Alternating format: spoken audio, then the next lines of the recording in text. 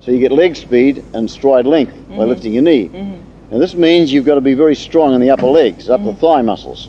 And there are very, very few runners who can run a whole race or run right through a race without the knees starting to go down. Therefore they're losing their stride length and stride speed. In other words, they start to get a neuromuscular breakdown. Thigh muscles, and consequently progressively develop the muscle fiber, both white and red muscle fiber.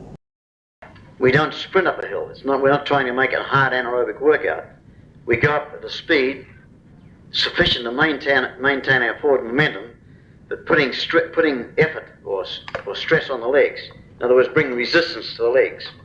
So the slower we go up the hill, the more resistance we get on the muscles.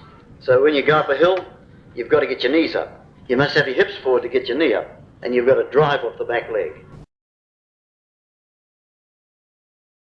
By doing that, we'll start to eliminate this running with our legs bent, sitting down, squatting down as we run. It means we've got to get up tall and we get power and drive. It's when you straighten your leg you get the power. If you have your legs bent all the time, you get no power. So when you straighten your leg, you get the power. So by bounding up a hill, taking long bounding strides, bring the knee up and driving hard off the back leg on a gentle slope, you start to get power, a lot more power, and a better running action. So what we do, we get on a gentle slope and use our body weight for resistance by elevating it as high as possible with a slow forward momentum, coming down on the ball of the alternate feet,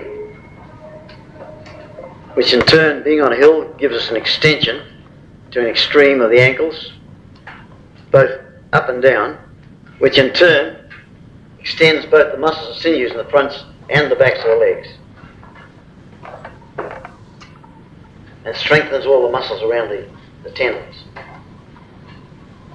eliminating the possibility of tendonitis. I never ever had an athlete with Achilles tendon or hamstring troubles, because training on hills you get a nice balance and the resistance on muscle groups, and therefore you don't have any problem.